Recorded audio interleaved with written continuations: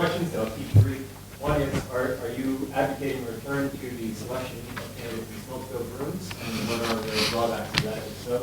And two, do you see Trump as epiphenomenal, meaning that he is a product of all these structural factors that you're talking about, and there will be more populist candidates just like him, or is Trump himself a unique phenomenon who will have an independent causal effect on American democracy? Yeah, so the answer to the first question is a qualified yes, in that I do think front benches have to select back benches, basically. It's the only effective way of running a political party if you want to have, basically, for Schumpeterianism to work, you need two big, strong parties. Single-member districts gives you two parties. Primaries gives you weak parties. So I think what we really need is inter-party competition, not intra-party competition. And the only way you can do that is to have centralized selection of candidates. They don't have smoke in the rooms. On the second, for sure, you know, I didn't give much airtime to the big structural economic factors. I just mentioned them at the beginning that have produced the people who can be mobilized by populist politicians. That's not going away anytime soon. So I assume there'll be another Sanders and there'll be another Trump next time around.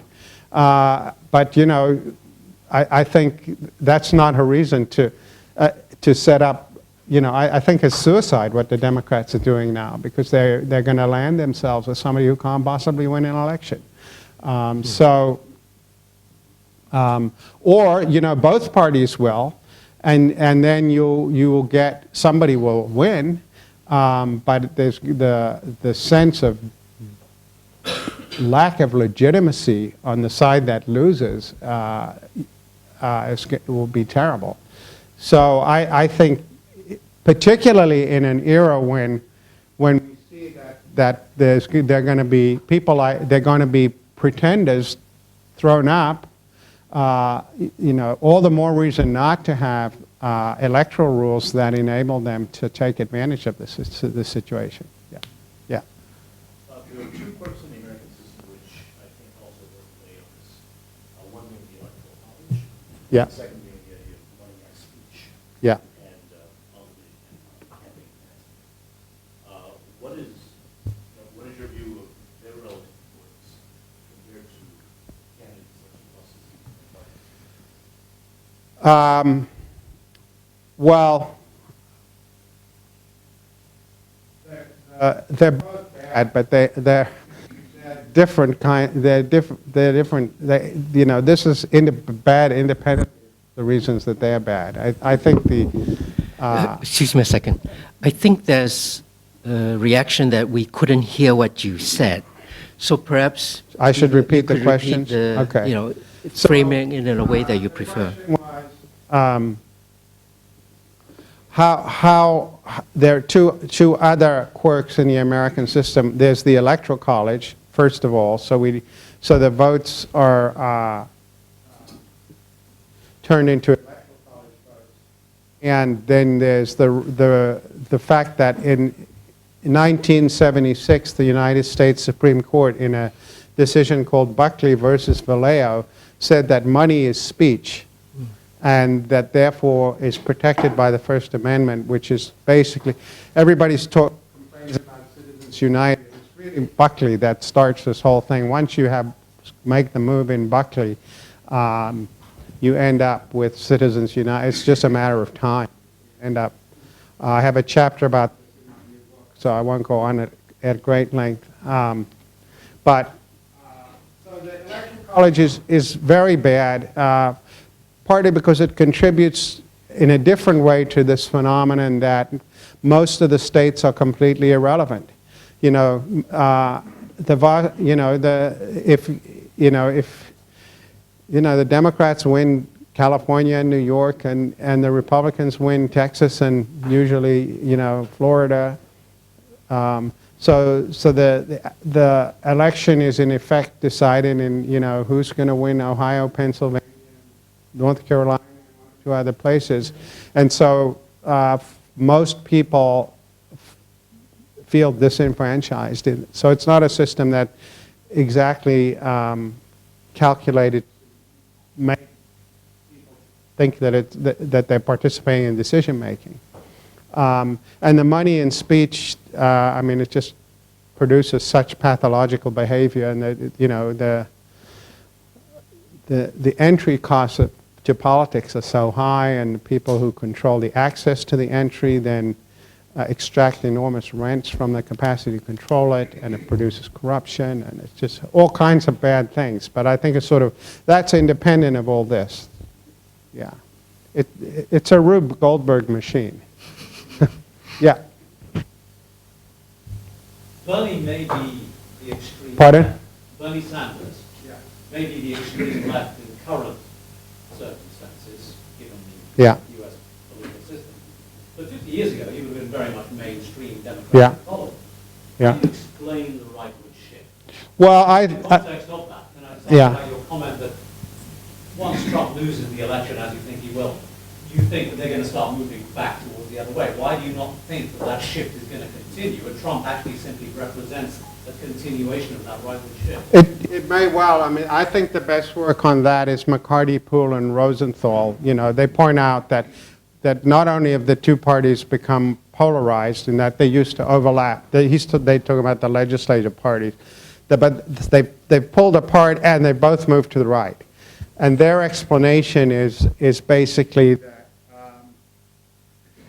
it coincides with increases in immigration and increases in inequality, and because poor people and immigrants don't vote in anything like the numbers that rich people and non-immigrants vote, that parties in search of the median voter move to the right. That's basically their story. And I think it's, I mean, you know, I'm a political theorist. I haven't actually done studies of this, but I've read the literature, and I think that's a big part of the story. And so immigration and inequality drive both parties to the right because of rates of participation. And that, I think that's, you know, exogenous to the dynamics I've been talking about here. But it's certainly not going away anytime soon. Yeah. Yeah. You talk about decentralization being a bad idea, but isn't there merit to the big parties trying to cater for the extremes? Because these extremes might develop their own parties, which under the right economic, socio-economic conditions can become powerful. The National Front in France, for example, which people Don't have PR. You've got to have PR for that. I mean, it's look at UKIP. They got 7 million votes. They got 2 seats in Parliament. they're talking about the National Front in France, for example, Yeah, being they have very PR. close to power. They have PR. If you have single-member district systems, those people never get they never get enough seats. That's why we shouldn't have PR, right? If we had PR in the UK, UKIP would have, like, you know, I don't know, 120 seats in Parliament. It's great that they don't. So yeah, I think the antidote to that is single-member districts. But, you know, the basic story is if you have single-member district systems, you get 2 big parties. If you have PR, you get party proliferation. You'll get Greens, you'll get far right, you'll get all these people will be represented in Parliament in a single-member district system. This is Duverger's law. All those groups, to get any representation at all, they have to get into one of the 2 parties. Otherwise, they're out in the cold. Now, you can say if it goes far enough, they'll reach for their guns and they won't participate at all. I mean, if the parties don't find some, this is why one of the first things I said today was, you know, assuming Hillary wins, she better start thinking about how to address the problem that are giving rise to all of these people, because they're not going away. And you know, there's 300 million guns in America, and more, you know, in private hands. So if people got totally disaffected from the system, yeah. But so long as you have single-member districts, you're not going to get a big right-wing or big left-wing populist party that actually can win. I mean, the only way it would happen is as happened in the 1850s when the Whigs imploded, for a time you'll have more parties, but eventually it'll coalesce back into two other parties. Yeah. Yeah. Either both. One. He's already had a lot of time this week, though. But.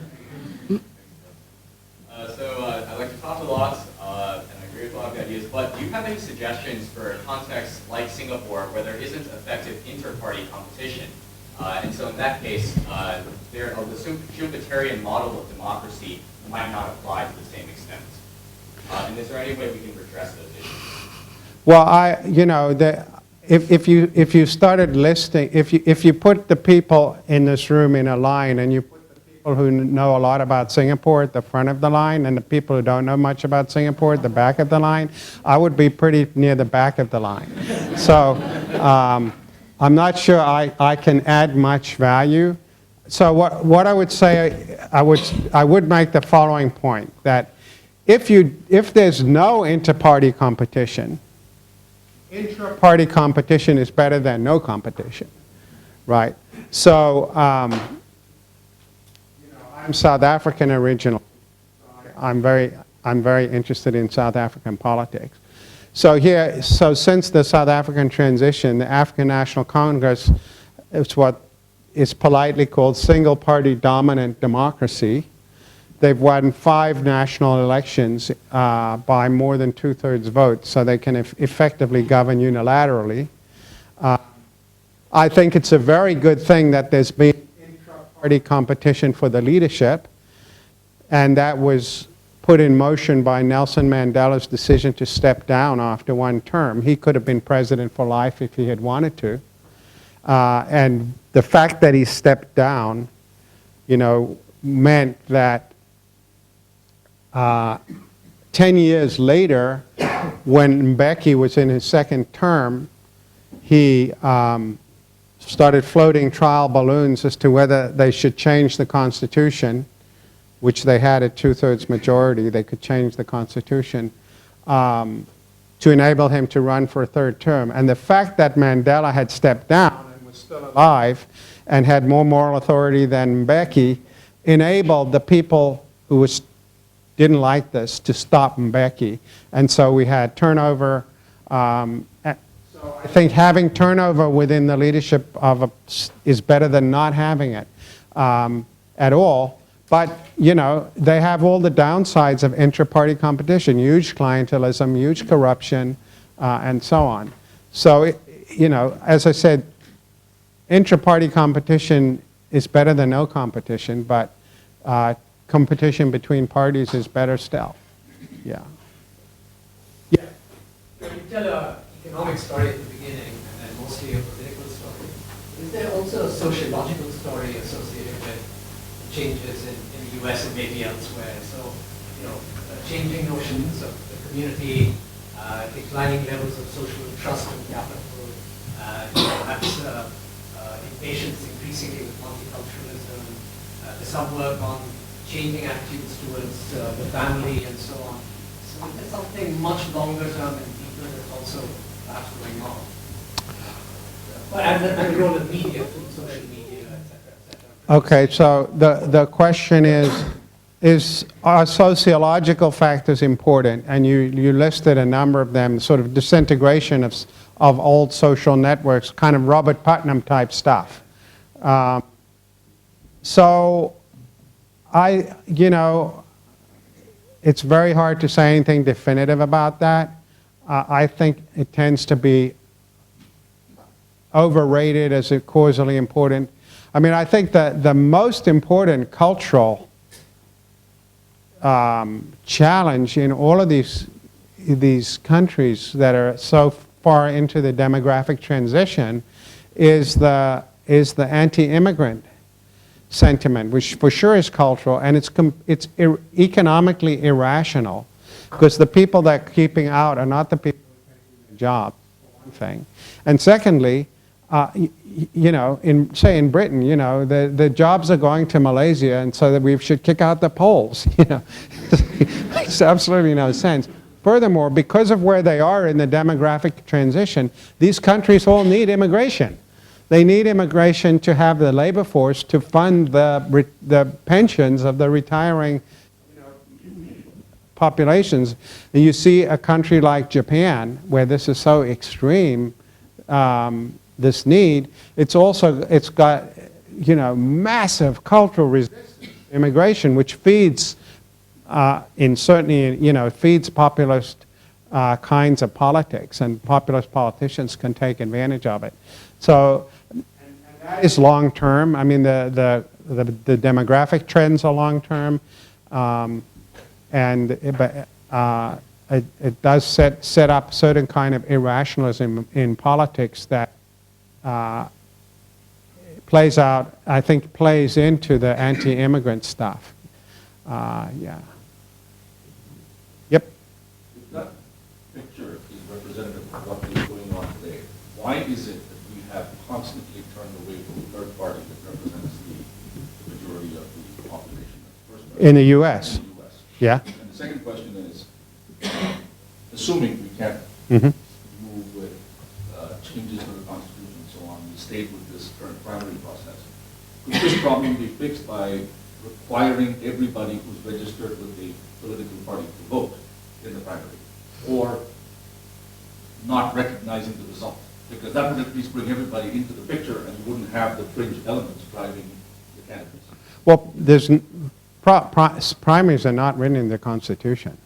So, yeah, just party rules. And they vary by state. So, you don't need a constitutional amendment. The reason we don't get a third party is because of single-member district systems. They load the dice so strongly against third parties that they don't survive. I mean, we get third parties, but they never get anywhere. You won't. I mean, if the U.S. had PR, we would have more parties. We would just like Europe. We'd have Greens. We'd have an ultra-nationalist party. We would have. There would almost certainly be a big religious. There would be a Christian fundamentalist party. But we don't.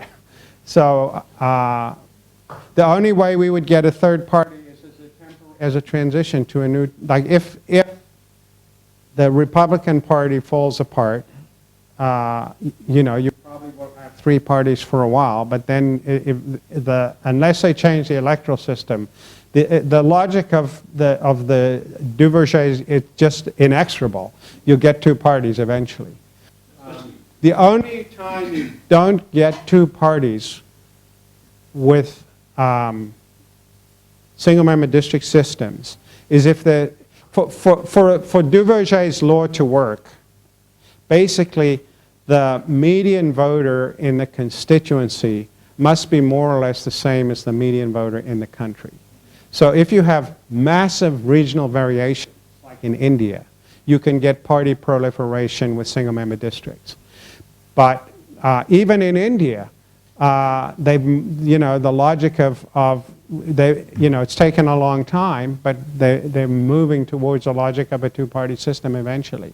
But so what would undermine, the only way it would happen in the U.S. is if the blue state, red state sorting continues to the point where the median voter per electoral unit no longer is more or less, isn't similar to the median voter in the country. Then all bets are off. You could get all kinds of things, I think. Yeah. Yes, sir. Probably a theoretical question only. Is it possible for the Electoral College not to vote the majority, if there is perhaps a third party? And how would that be resolved? Because you need a president, right? And nobody gets... You mean in this in this election? Yeah. To say that, somebody does come in as a third party for one state, yeah. And they take that state, and it's 268. So yeah. I mean, you see, I've seen a few articles about when Bill Kristol and a few other people were desperately trying to find somebody, they said, look, it doesn't have to be somebody who could win everywhere. All they would have to do would be to win enough seats to have nobody get 270, and then it gets pushed into the House of Representatives, and the House of Representatives could pick, you know, Paul Ryan or something. I think this is, you have to be, I think the illegitimacy that would attach to such a process would be so great. It would be like the people who said if we could unbind the delegates at the Republican convention, even if Trump had won the popular vote, they could have picked, you know, Rubio or whatever. I think it's complete fantasy. I think if you actually imagine that living in that situation, I don't think they ever could. I think the notion that the voters have spoken is too powerful.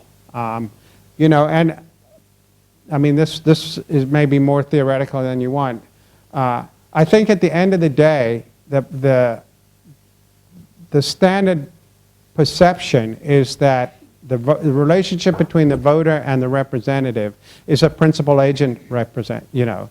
So the voter is the principal, the elected person is their agent, and they're angry because they can't control the agent, and the agent doesn't do what they say they were going to do, and the agent seems to be, you know, either rent-seeking for himself or herself or doing all of these other things. And, you know, the hard thing is that the truth of the matter is that is not a principal-agent relationship. You know, it's a way of managing competition over power, and the question is, what kind of competition do you want to have? And the politicians at the end of the day are not the agents of the, you know. As I said, there's no equivalent of shareholders to in political parties. So I think one would have to disabuse people of this principal agent idea, but it's so powerful that I don't think you can. Yeah. Yep. Pardon? On the point of legitimacy, Donald Trump is already talking about this election rigged as the Yeah. factor in the primary. And to be frank, the Republican Party is doing things like denying President Obama's duty to appoint a privileged. Yeah. So you've got one side is actively involved in reducing the legitimacy of institutions and processes, and its candidate president is part of that. Mm-hmm. So what's the consequence of that? So the question was, Trump is already talking about the election being rigged, and that seems to be antithetical to legitimacy. And the Republicans on the Hill, at least in the Senate, are also contributing to a lack of legitimacy by refusing to have confirmation hearings on Obama's Supreme Court pick, which is, you know, clearly they're supposed to do by the Constitution, and they're just not doing it. I think the two phenomena are unrelated in the sense that the reason the Republicans on the Hill are refusing to have hearings is this, right? That's the story, that if they do, they will get primaried and they'll lose their seat, because the key constituency for those senators is the people going to show up when they face a, right? So that's why they're doing that. Trump's just doing it because he's starting to realize he's probably going to lose. Yeah. That's my sense of it.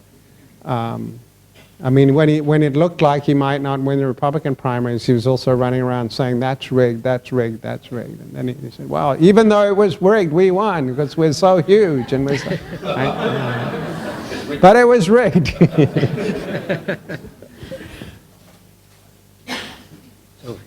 Yes, sir.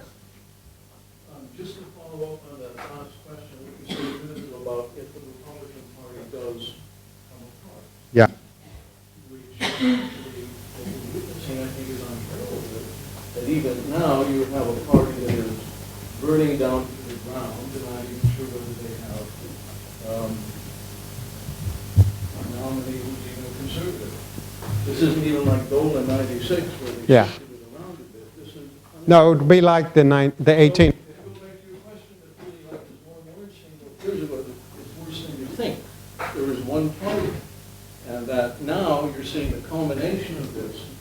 So what you said a minute ago about if it falls apart, I guess I'd ask you, will it fall apart? Not if, but will it fall apart based on what you're witnessing on a daily basis, the diminution of a party. And conservatives that don't know who their bearer of the party is anymore. It's not just Bill Kristol. It's not even George Will. It's the grandees, and it's everyone at the city and the state all of them combined. You have a nominee that doesn't support his own party. So Yeah. if that does happen, and you end up really with one party after the election, what will the landscape be? Well, I think that it's inherently unpredictable. But what I would say is, if the Republican Party, I mean, assuming Trump loses, there will be this huge pressure to rewrite the rules so that they can't get into this situation again. And if they succeed, that'll produce a civil war in the Republican Party, because the right wing will realize that the goal of this is to disempower them, which it is, right? And so they'll either, it just will depend who wins, right? But if the Republican Party does fall apart, namely if the establishment wing turns out not to be powerful enough to rewrite the rules in a way that disempowers the people on the right, if it really did fall apart, I think that the Democratic Party would fall apart too in a certain respect. I think that a lot of the people on the left, some significant proportion of the people who are supporting Sanders might be mobilized by some new party. And so, you might have more than two parties for a while. Eventually, because of Duverger's law, there would be two parties that emerge out of all that. But I think it's unlikely that you could have the kind of earthquake that would be involved with the actual dissolution of the Republican Party without it having a big effect on some structural effect on the Democrats as well. And I think trying to game that out is a fool's error. That would be mine. I would expect the earthquake would somehow cut into the Democratic Party.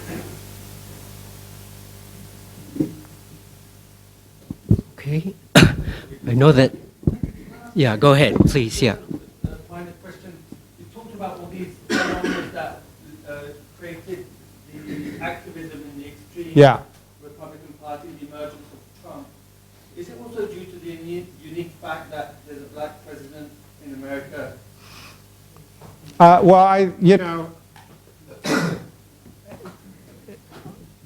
The question is, how much is it to do to the black president in America? I do think that was an important accelerant of the Tea Party. I mean, race, the sociologists have kind of done studies, going and sit in Tea Party meetings and so on. There's a huge amount of racism in those meetings. And so the question is, will those people hate Hillary any less than they hate Obama, right? I mean, they stand there screaming, lock her up, lock her up. I'm not sure that, and whether that's sexism or anti-elitism, they see her as just just completely wired into the corrupt financial elites.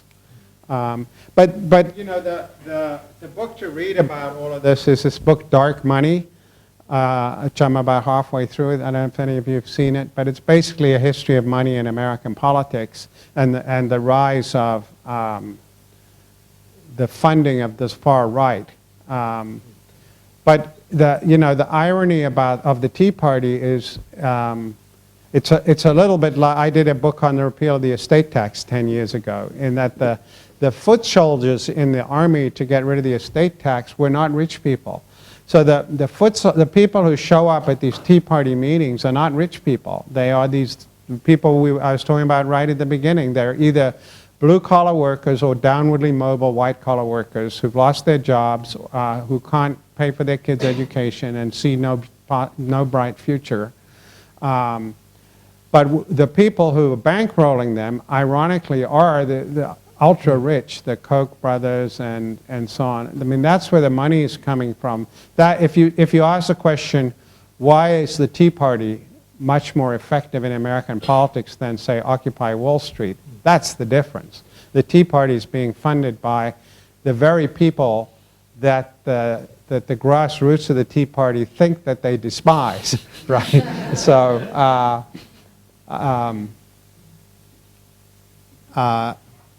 and you know, the truth is,